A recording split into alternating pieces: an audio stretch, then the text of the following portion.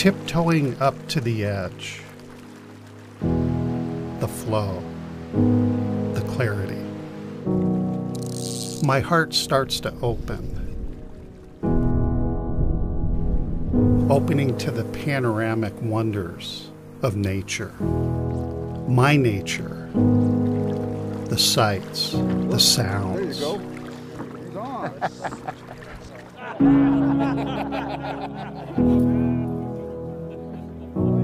Start in shallow, casting where the stream leads me. Simplicity. I am no different than my surroundings. The pain, the fear. Breathe, absorb into. The aspens, the willows, carrying their deep messages as the wind contributes. The trout are not judgmental, just particular at times. Oh, got it, big. Catch and release out into the world. Here is where life has deep meaning. Listen.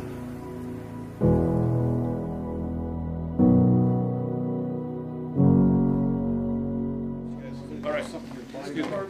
I'm Steve, by the way. Steve, Ken Field. Ken, nice to meet you. Nice to meet you. Thank you. It's been conveyed to us by our men with cancer that the minute they walk onto the site, they are just touched by the peace and harmony that is here. You know, you come through this door, it's like there's like an inner peace, and I think you can feel it. This kind of came from an experience I had going to a similar kind of an event in Montana and realizing that Idaho doesn't have this program. So I'd like to begin by welcoming you all to the Three Rivers Ranch Retreat.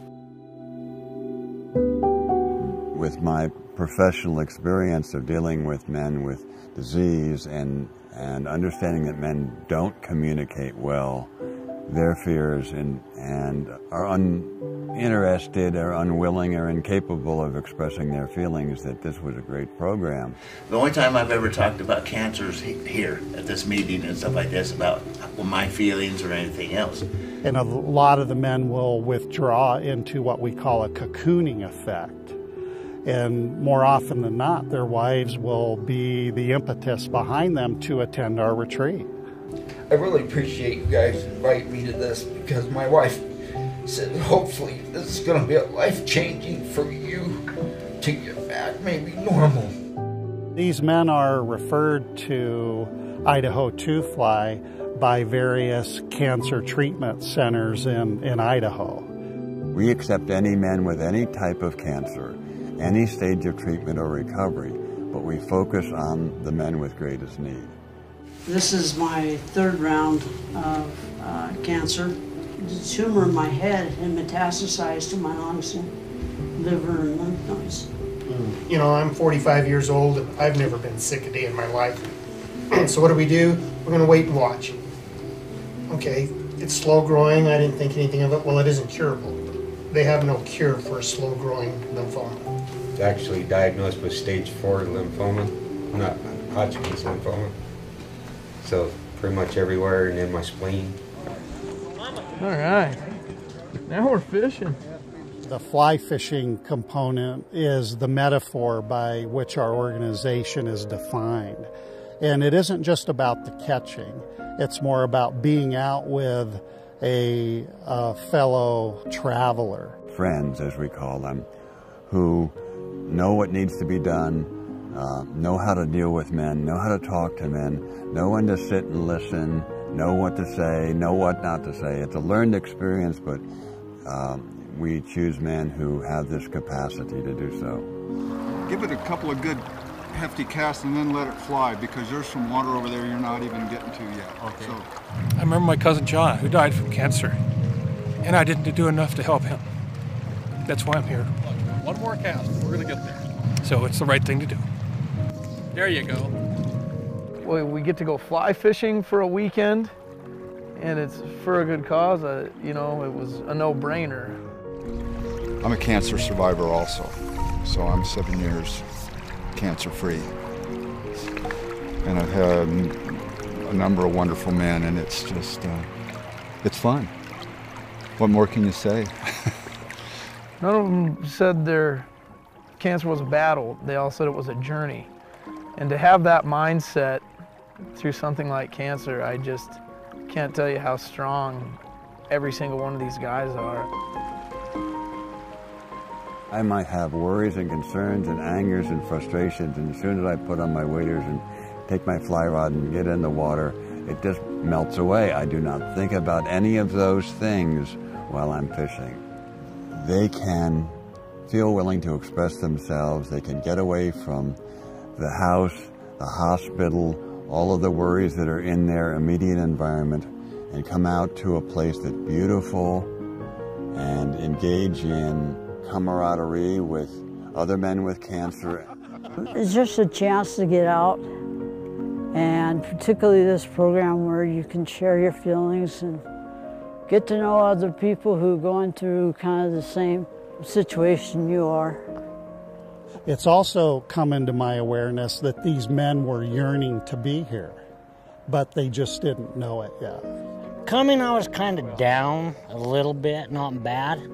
I'm going home with a great attitude now. This has been the best thing I've ever done in my life. This is an opportunity just to get out and see, you know, if you will, what God's created here, and the beauty of just getting out and getting some clean air and enjoying and having fun. I think that this has been a really, really good experience, and this is something I'm going to bring home to my family and let them know, you know, how great it was, and by golly, we're going to get out in the wild more often. Cancer is not what defines these men, and cancer will define these men as little or as much as they want it to. Through the retreat experience, we find by the end that their cancer actually defines them in a very small way. Idaho 2-5, one more cast!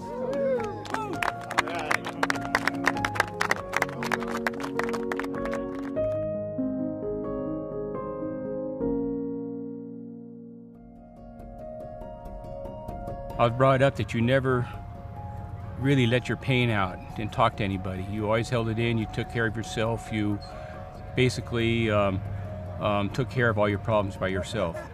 I just thought, I don't want to talk to people about this, my situation. Cancer, I thought, was kind of a thing men didn't talk about.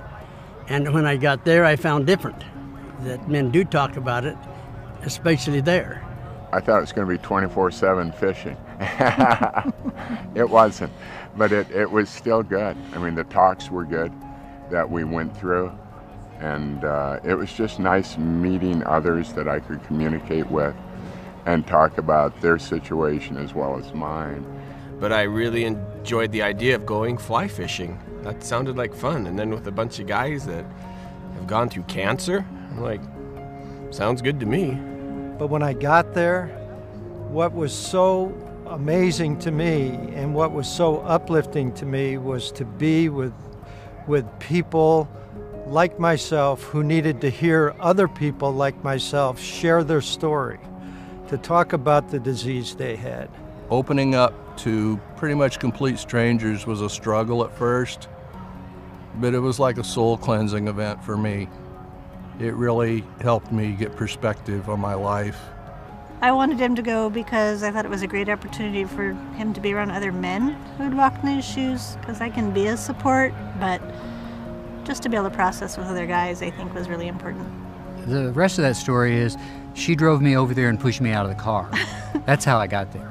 But I went and got her at the end of the retreat and brought her into the ceremony because it was really a life changer. When I came to the closing ceremony, I found a unique group of men, and I could tell by looking at them that not all of them like to share their feelings, but boy did they share their feelings, and they really truly opened up, and you can tell there was a lot of care and concern amongst not only the buddies, the fishing buddies, but also the participants that were there.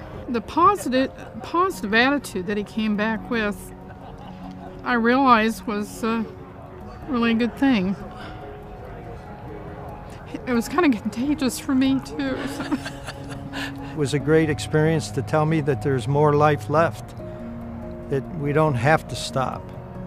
This is really the place to go because you'll open up, you'll feel better when you get done, and you'll decide it's just a bump in the road. You can get through this fine, and you need to go. I don't know what I can say to change your mind, but I just would encourage you to get up off the chair and spend a weekend and have your life changed. All men, whether they believe in themselves or not, this is something that would benefit them. And I think this is the best thing that's ever happened to me.